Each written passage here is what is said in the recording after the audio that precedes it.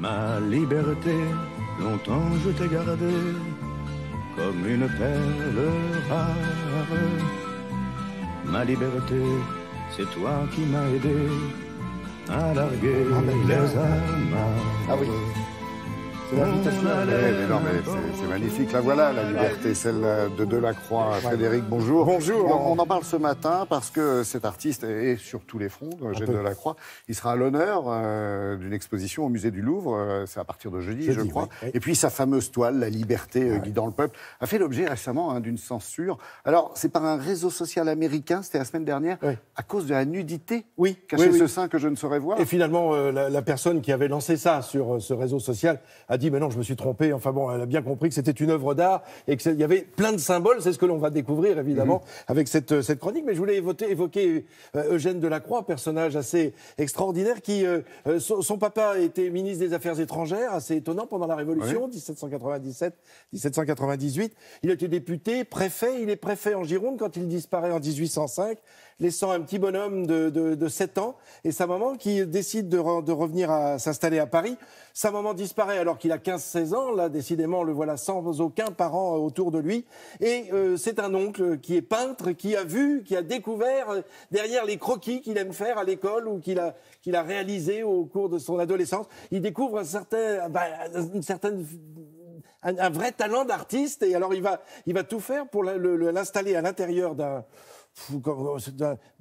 d'une formation grâce à un peintre qui s'appelle Guérin, qui va le prendre avec lui dans son atelier. Là, il va découvrir un certain monsieur Géricault, qui a 5-6 ans de plus que lui, c'est pas énorme, mais on trouve des similitudes avec les deux peintres. C'est une génération. Oui, exactement. Alors, du romantisme, mais aussi des personnages remarquablement... De la fougue dans sa peinture. Ouais. Alors, du coup, on s'est dit, puisqu'il va y avoir cette exposition au Louvre à partir de jeudi, surtout, allez-y, parce que c'est vraiment extraordinaire. Je vous propose de découvrir quelques-unes des œuvres, ou quelques-uns des chefs-d'œuvre d'Eugène Delacroix, à commencer par ce portrait, cet autoportrait. C'est un autoportrait.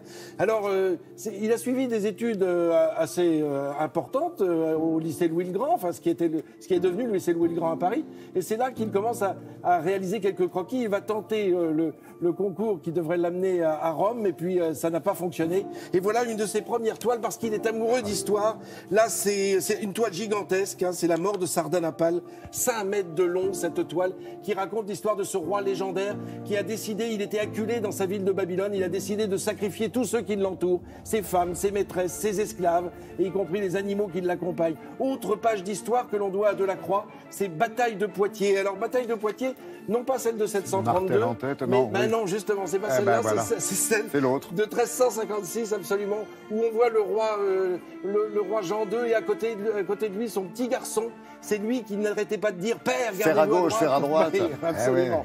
Et puis là, autre tableau, toujours, autre peinture, dans la galerie d'Apollon au Louvre, que vous connaissez, puisqu'on avait fait une spéciale. Oui. Apollon terrassant le serpent Python, voilà ce chef-d'œuvre, parce qu'il a beaucoup peint sur les plafonds, sur les murs. On lui a demandé, il y a eu beaucoup de commandes, mais beaucoup d'œuvres ont disparu du fait même que les immeubles, les hôtels particuliers ont disparu. Alors le Louvre possède nombre de ses dessins, le voilà. Alors je voulais terminer évidemment comme on a commencé, Laurent, avec ce chef-d'œuvre, cette liberté guidant le peuple.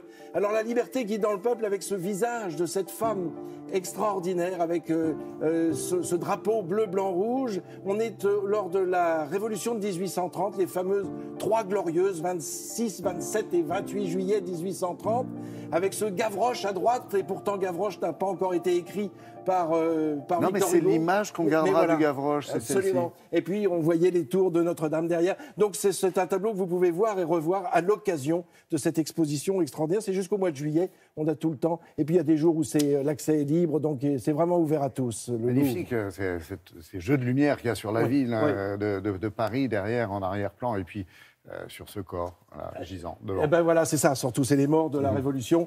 Et puis cette barricade, et n'oubliez jamais que si on dit barricade, c'est parce qu'on y plaçait des tonneaux, des barriques. Donc les barriques donnaient à l'origine du nom de barricade. Merci beaucoup, Merci, Frédéric Labarbe, vous va bien. Allez,